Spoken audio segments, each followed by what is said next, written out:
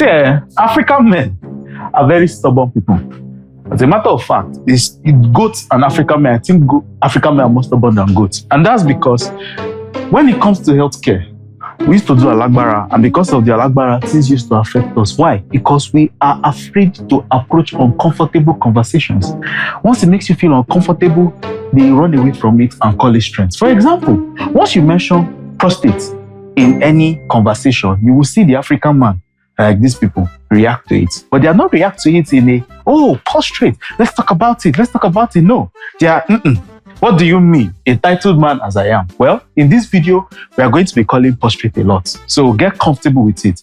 Prostate, prostate, prostate, prostate, prostate, prostate, prostate. Get used to it, because today, we are going to be talking about the different signs of prostate cancer and how you can prevent it, especially as the man who is watching this video.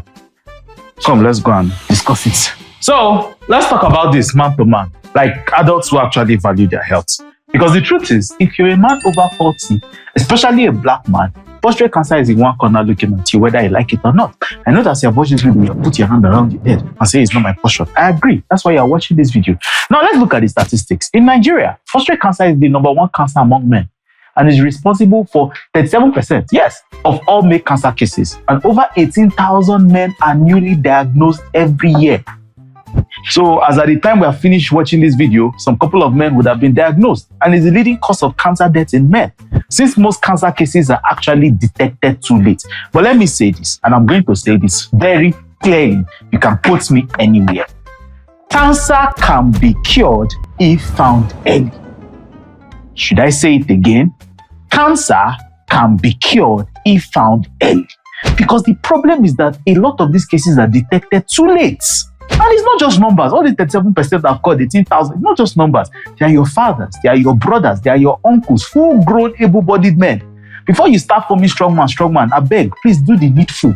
And that's why we're making this video, so that we can save men from dying early and needlessly.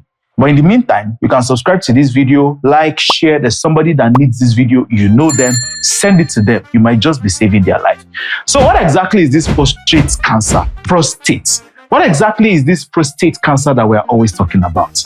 The prostate is a very small gland. Yes, very small gland. It's about the size of a groundnut seed, and it sits directly under your bladder, wrapped around the tube that carries urine and semen out of your body. Very small, but plays a big role, because you see the fluid that your semen is made of, especially when a man is ejaculating, that fluid majorly is contributed by the prostate. Because when the sperm is moving, when the sperm is eating, guess who produces the fluid and the nutrients for the sperm to use? The prostate. No prostate fluid, your swimmers will not have fuel. This is now where it gets interesting and somehow very annoying. As men get older, yes, the prostate starts to form bad habits. Sometimes it's getting bigger, but it's not cancer. This is what we call benign prostatic hyperplasia, BPH. Sometimes inflammation can just decide, I'm going to affect the prostate today, and that's called prostatitis. Sometimes it's even infection that can lead to prostatitis. Other times, it just forms against you. Just start multiplying, the cells start multiplying, everything start growing. Before you know what's happening, it has moved to other parts of the body. This is what we call prostate cancer. What are the signs of prostate cancer? In the beginning, or the very, very beginning, it's looking like there's no signs and symptoms, nothing. It's just there, silent mode, but the changes have already started happening. And by the time you start noticing some of these signs, there's already a problem. You're having trouble peeing. Sometimes you're just standing in front of the toilet and nothing is coming out. That can also be a problem. Another time is that you start to notice that your urine flow is not as strong as it used to be. It's coming out in batches, it's weak. Other times, you're waking up many times in the night to pee. But it's not diabetes that is doing you. It's just that something's wrong. Or you notice blood in your urine, or when you ejaculate, there's blood inside. There might already be a problem. Another thing you also need to know is that prostate cancer does not care whether you can carry weights in the gym or run 100 miles in 10 minutes. It's not about your strength. It's about your age, your family history, and getting regular checks, which now brings us to screening, which is something very important. Remember I said that cancer can be cured if found early. One of the ways to catch cancer early, especially prostate cancer in men, is by screening. You can avoid this problem and avoid paying medical bills that will ruin your state of mind and that of your family members. A simple blood test called PSA test. Yes, short for prostate-specific antigen. It will check the level of a protein that your prostate makes. Once this level of protein is higher than a particular number, it can be a sign that something is not right and might call for other checks. It could be inflammation, it could be enlargement, it could be cancer. And it's quick and painless. You just need small blood sample. And I'm remembering this because there used to be a time when part of what my NGO used to do is we'll call people together and say, oh, we're offering free tests. We did for cervical cancer. Everybody came out. We did for malaria. People came out. When we said we wanted to do prostate tests for men did not show up. Very few men showed up. Yes, I can remember it. It's somewhere in Ikeja. It happened. We could count the number of men. And some of the men that even came, they were forced by their family members to actually come there. So just something. Just go blood sample and that's it. But after that, it's not just blood sample, Sha. You also need what is called the Digital Rectal Examination. Yes, I know that this one, some of you will argue against it. Digital Rectal Examination. They just put finger inside your anus. Why? Because the anus is close to the prostate in a way that when you put your finger inside, you can actually feel the prostate. You can check the size. You can look for unusual texture. You can check for lumps. This is one way to know whether there's already problem in the prostate or not. And it just takes about a couple of seconds. Some of you are now asking, doctor, can I do the PSA and leave the digital rectal examination? No, you cannot. You need both. One test checks the number, the other test checks the field. Somehow, they are going to have to examine the prostate one way or the other. It's not my fault that the prostate found all the positions that it decided to be in and went close to your anus. No, because together they can find these problems early, even before symptoms show. A doctor putting his hand inside your anus does not make you less of a man.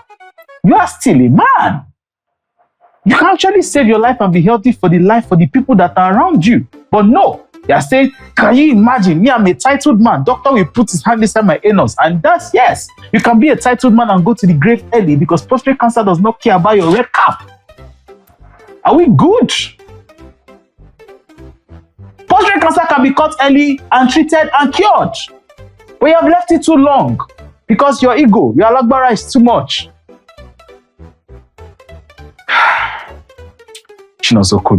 So please pay attention, especially if you're over 40. If you're also not under 40, over 40, but you know somebody who actually needs this video, send this video to them. Maybe it will actually make sense. Now, another thing you also need to know that if you're not 40 yet, but somebody in your family died from prostate cancer, let's say the person died at 45. 10 years before that person died, which is actually 35, you who that is related to that person need to start checking for prostate cancer because family history and genetics is actually a strong factor. So don't say, doctor said I should wait until 40 years before I start checking my prostate. No, if somebody in your family died at a particular age, subtract 10 years and you start checking earlier. Another one we even need to talk about is prostate cancer, but subscribe, like I said, so that you can be there when I release it, because there are some things that can lead to prostate cancer, but I'm not going to get distracted by that. Now, there are certain lifestyle factors that can actually lead to prostate cancer if it's not found early.